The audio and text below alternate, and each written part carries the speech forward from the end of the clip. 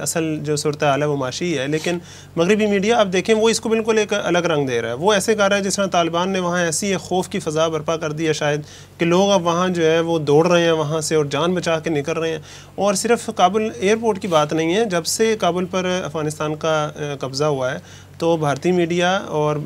बाकी जो आलमी मीडिया है जो अफ़गान मुखालिफ रहा है, तालिबान मुखालिफ रहा है, उसका रवैया आपके सामने है। तो वो क्या खेल खेल रहे हैं और लोगों को क्या तासुर देना चाह रहे हैं? बिस्मिल्लाहिर्रहमानिर्रहीम। बहुत शुक्रिया डॉक्टर साहब। हकीकत यह है कि जिस तरह के हिटलर का एक दस्ते रास्त जो था गोएबल्स, बड़ा मशहूर है, उसने ये जो अपना फ़लसफ़ा पेश किया था जिसकी बेसिस के ऊपर ना सिर्फ नाज़ी जर्मनी के अंदर बल्कि बाद में अमेरिका ने भी तमाम अपना इंफॉर्मेशन प्रोपेगेंडा की जितनी मुहिमात की हैं वो सब इस पर बेस था कि एक झूठ को इतनी दफ़ा रिपीट करो कि लोग उसको सच समझना शुरू कर दें। एक तो ये उनकी पॉलिसी का हिस्सा होता है। सेकेंडली वो चीज़ हमें साफ नज़र आती है कि जब वो वियतनाम में अमेरिका को शिकस्त हुई थी और बड़ा मशहूर है, उसको अभी भी आप ट्विटर के ऊपर सर्च करें तो ट्रेंड के तौर पे सामने आता है, साइगॉन मोमेंट उसे कहते हैं। वो साइगॉन से जब भागे थे वो वही चीज़ आपको यहाँ भी उसकी कुछ बल्कि उससे ज़्यादा, क्योंकि वियतनाम में तो ये था कि उस वक्त वियतनाम के बैक पे रशिया यानी सोवियत यूनियन मौजूद था, यहाँ पे तो कोई भी बैक पे नहीं था। अफगान तालिबान ने उनको शिकस्त दी। और साथ अगर आप अमेरिकन राइटर्स की कुछ बुक्स देखें, ख़ास तौर पे मैं जिक्र करना चाहूँगा नोम चॉम्स्की की, तो उसने अपनी जो बुक एक लिखी हुई है कि weapons of mass deception, media के बारे में, यानी कि मैस डिस्ट्रक्शन की बजाय मैस डिसेप्शन के ये मीडिया जो है इंटरनेशनल मीडिया ये मैस डिसेप्शन का एक वेपन बन चुका हुआ है और मगरिब ने इसको हर जगह पे इस्तेमाल किया। दूसरी जंग अज़ीम, उसके बाद जितनी भी उन्होंने मुहिमात की, यहाँ तक कि न्यू वर्ल्ड ऑर्डर, और उसके बाद 9/11 के बाद आज भी जिस तरह आप जिक्र कर रहे हैं प्रोपेगेंडे तो देखें, प्रोपेगेंडे तो दुश्मन के खिलाफ पहले भी किए जाते थे, लेकिन अब उसके ज़राए बढ़ गए हैं ना, ज़राए बढ़ गए हैं। सोशल मीडिया भी बहुत ज़्यादा बॉट्स के कंट्रोल में होता है जो कि कोई इंसान नहीं चला रहे होते हैं बल्कि गवर्नमेंट्स या ऐसी एजेंसीज जो कि यूज़ कर सकती हैं उसको यूज़ कर रही होती हैं, ट्रेंड्स बना देते हैं। अब देखिए अमेरिका जो है वो हर, और अमेरिका ही नहीं मगरिब तमाम का तमाम वो ये हर जगह ये कोशिश कर रहा है, उनका मीडिया ख़ास तौर पे, कि ये बात बावर करा दी जाए लोगों को कि Afghanistan is not a safe place. अब वो अफ़गान एयरपोर्ट जिसका अयूब बेग साहब हवाला दे रहे थे, वहाँ पे कितने लोग मौजूद होंगे? एट द मोस्ट अगर आप देखें तो मे बी 2000-3000, बहुत ज़्यादा भी कर लें।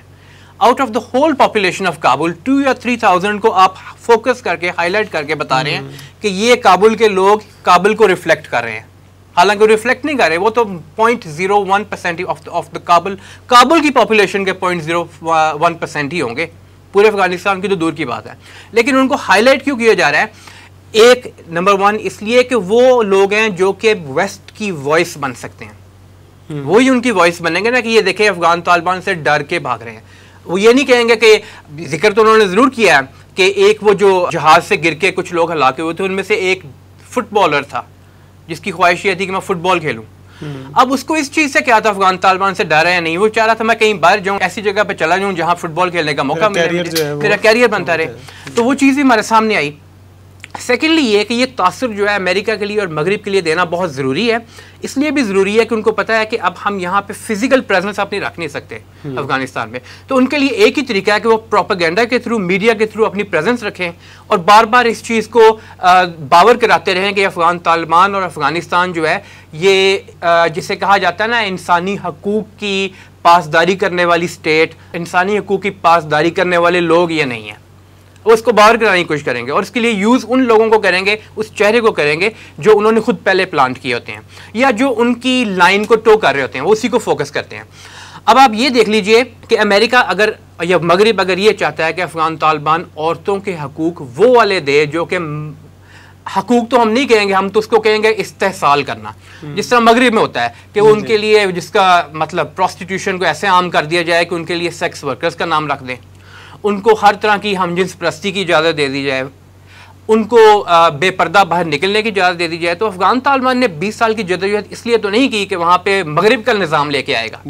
उन्होंने इस्लाम का माशरती निज़ाम लेके आना है। और माशरती निज़ाम वो चीज़ है जिसको सबसे पहले और सबसे ज़्यादा एक्सप्लॉइट और यूज़ किया जाता है किसी को बुरा या अच्छा साबित करने के लिए आज की दुनिया में, कि जो औरतों के हकूक़ की हिफाजत नहीं करेंगे, माइनॉरिटीज़ के हकूक़ की हिफाजत नहीं करेंगे, इंसानी हकूक़ जनरली उसकी हिफाजत नहीं करेंगे। हालांकि अफगान तालिबान ने अगर आप देखें उनके जो तर्जुमान है ज़बीउल्लाह मुजाहिद साहब, उनकी जो 2 प्रेस कॉन्फ्रेंस हैं उन्होंने बहुत ज़्यादा उसके अंदर वाज़ेह तौर पे कहा है कि तमाम के हकूक़ इस्लाम के दायरे के अंदर रहते रहते तमाम लोगों के हकूक़, उनमें औरतें भी हैं, बच्चे भी हैं, बूढ़े भी हैं, उनमें माइनॉरिटीज़ भी हैं, उन सबको मुकम्मल हकूक़ अदा किए जाएंगे इस्लाम के दायरे में रहकर। साबित भी किया है। अभी उन्होंने हाल ही में जो एक फ़ैसला किया है कि जो वर्क प्लेस में, यानी कि जो काम के लिए ख़वातीन जाती थी, क्योंकि अफ़गान तालिबान अभी इस पोजीशन में नहीं है कि वो मुकम्मल तौर पे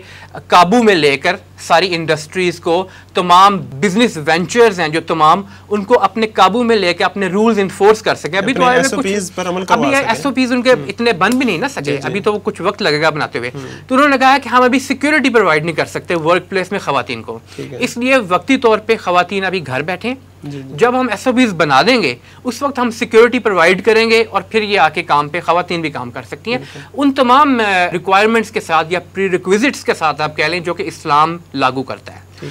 अलबत्ता ये उन्होंने ज़रूर कहा है कि माशी तौर पे, क्योंकि ये अफ़गान तालिबान की समझदारी की एक एग्जांपल है कि वो समझते हैं कि माशी तौर पे, क्योंकि उस वक्त तक वो काम पे नहीं आ रही होंगी ख़वातीन, तो लेकिन उनको जो उनकी जो सैलरी है, तनख्वाह है, वो घर बैठे मिलती रहेगी। ये बड़ी एक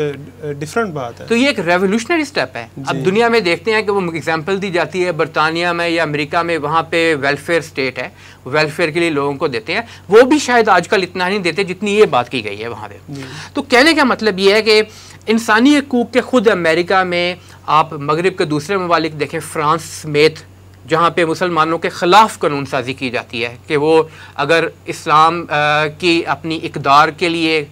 अपने ऊपर लागू करने की कोशिश करेंगे तो वो कहते हैं कि ये हमारी जो सेकुलरिज्म है उससे ये मैच नहीं करती, चीज़ मैच नहीं करती, उनको इजाज़त नहीं होगी, हिजाब ना पहने, ये ना करें, वो ना करें, जो इस्लामी चीज़ें उनकी कोई इजाज़त नहीं। तो उनका अपना ट्रैक रिकॉर्ड मगरिब का वो बहुत बुरा है इस हवाले से, लेकिन वो पेश करते हैं अफ़गान तालिबान को। अभी मैं पिछले दिनों एक इंटरव्यू देख रहा था, ऑस्ट्रेलिया में 60 मिनट्स एक प्रोग्राम आता है,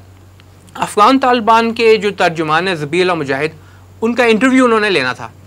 स्टार्ट में प्रोग्राम के उन्होंने तकरीबन 15 मिनट का एक पैकेज चलाया कि अफ़गान तालिबान किस तरह जुल्म सितम करते हैं,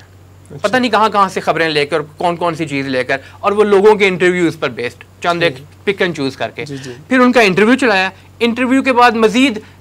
ब्लर करके, पीछे धुंधला करके कुछ और ख़वातीन का इंटरव्यू चलाया जो कहती हैं कि हमें तो अब तबाह बर्बाद हम हो जाएंगे क्योंकि अफ़गान तालिबान आगे में। तो शुरू और आखिर में उन्होंने अपना नैरेटिव डाल दिया, दरमियान में अफ़गान तालिबान के स्पोक्स पर्सन को ले लिया। कहने का मतलब यह है कि मगरिब को मालूम है कि हम अब फिज़िकली तो शायद ना कर सकें, मिलिट्री के पॉइंट ऑफ व्यू से शायद ना कर सकें वहाँ पे हमले, लेकिन हम पब्लिक ओपिनियन और ये जो प्रोपेगेंडा की जंग है ये जारी रखेंगे वहाँ पे। बहरहाल उनकी तरफ से ये कोशिश है। जी।